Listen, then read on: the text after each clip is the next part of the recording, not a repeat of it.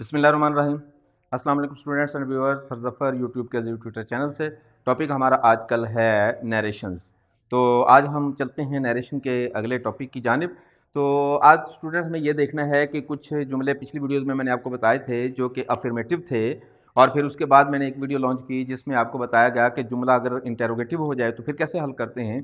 आज हम देखेंगे कि जुमले अगर इम्पेरेटिव्स हो जाएँ तो कैसे होते हैं। इम्पेरेटिव जुमले कौन से होते हैं स्टूडेंट? वो जुमले इम्पेरेटिव्स कहलाते हैं जिसमें किसी चीज़ का ऑर्डर दिया जा रहा हो, या फिर किसी चीज़ की रिक्वेस्ट की जा रही हो, या फिर किसी चीज़ से फॉरबिड किया जा रहा हो, या फिर किसी चीज़ के करने का हुक्म दिया जा रहा हो, या फिर ये भी हो सकता है कि कोई एडवाइस कर रहे हों हम।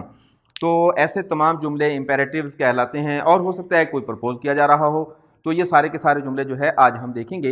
अगर जुमला इस नौइयत का आ जाए तो फिर हम क्या करते हैं स्टूडेंट, ये जुमले बड़े आसान होते हैं।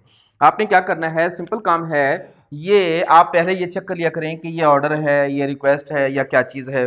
तो आमतौर पर जिस सेंटेंस में लफ्ज़ प्लीज़ आ जाए वो यकीनन रिक्वेस्ट होता है, और अगर प्लीज़ ना हो तो ये ऑर्डर भी हो सकता है, ये रिक्वेस्ट भी हो सकता है, ये एडवाइस भी हो सकता है, कुछ भी हो सकता है। आप कैसे भी हल करें हो जाएगा।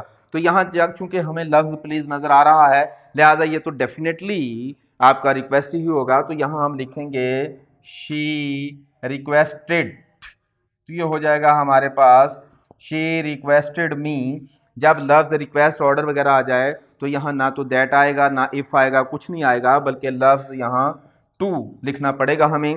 और जब अंग्रेज़ी में लफ्ज़ टू लग जाए तो टू के बाद वर्ब की फॉर्म हमेशा पहली रहती है।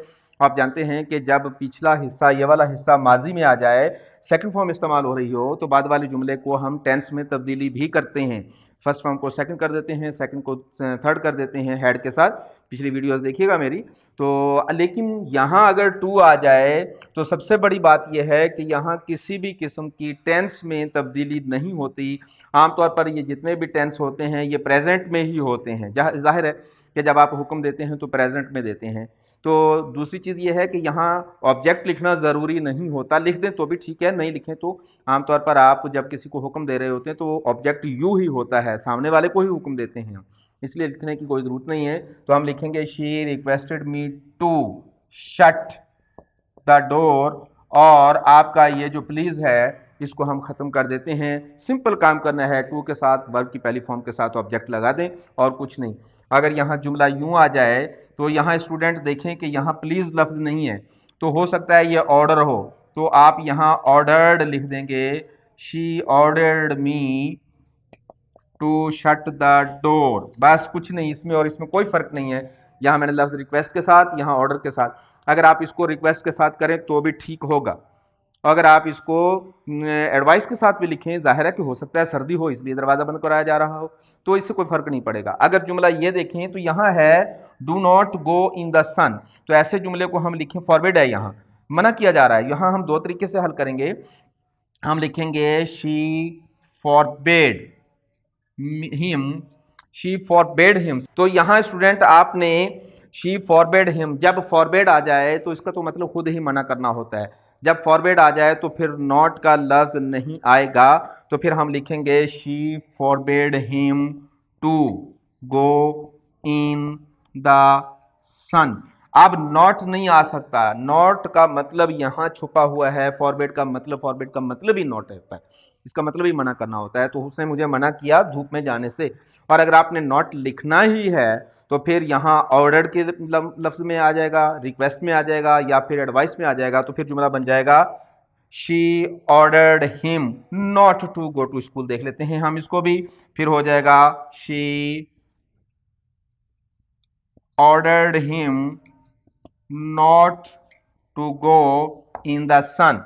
She ordered him not to not नहीं, नॉट पहले आ जाएगा, नॉट टू गो। तो ये जुमला फॉरवर्ड में लिखेंगे तो नॉट हटा देंगे, अगर नॉट लिखेंगे तो फिर ऑर्डर लिखना पड़ेगा। She ordered him not to go, she advised him not to go, और she requested him not to go. सारी सूरतें ठीक है।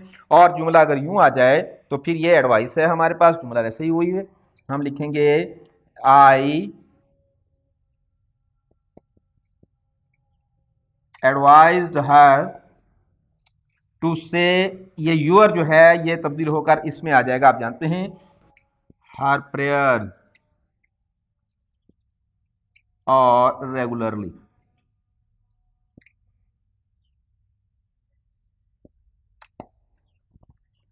स्टूडेंट अगर जुमला यूं आ जाए, ही सेड लेट्स गो, तो ऐसे जुमले को चूंकि ये प्रपोज है तो यहां हम लिखेंगे ही proposed that they should go।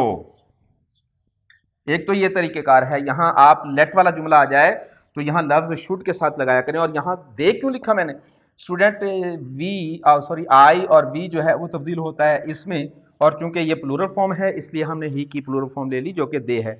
और ये जुमला यूं भी हल हो सकता है, ही proposed टू गो, यूं भी हो सकता है। आप यूं कर दें तो भी ठीक होगा, तुम कर दें तो भी ठीक होगा। तो स्टूडेंट ये थी हमारी आज की वीडियो। उम्मीद करते हैं कि हमारी वीडियो से आपको सीखने का मौका मिल रहा है। हाजिर होंगे अगली वीडियो के साथ, और जाने से पहले आपको रिमाइंड करवाना है, आपने सब्सक्राइब करना है हमारे चैनल को और बेल आइकॉन को पुश करना है ताकि बर वक्त हमारी वीडियोस आप तक पहुंचती रहें। अपने कोई कमेंट्स हैं तो हम तक ज़रूर भेजा करें। आपके कमेंट्स दरअसल हमारे चैनल को बेहतर बनाने का सबब बनते हैं। तो अपना बहुत सारा ख्याल रखिएगा, अपने दोस्तों को भी बताया करें, शेयर करें और लाइक करें। हाजिर होंगे, अपना ख्याल रखिएगा। वस्सलाम।